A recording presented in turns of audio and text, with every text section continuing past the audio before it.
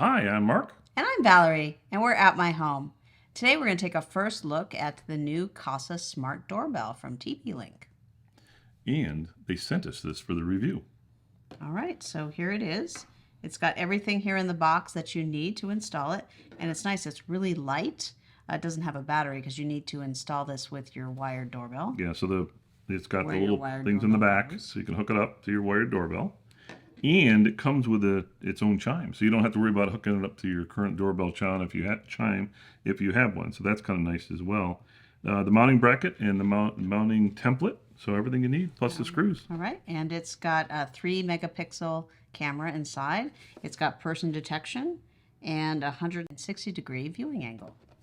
And also, you say it comes with an SD card, correct?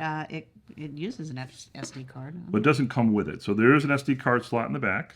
You'll have to get your own SD card, of course. All right. So that's it. So Mark's going to go off and install this, and we'll come back and do our full review. Thank you. Thank you.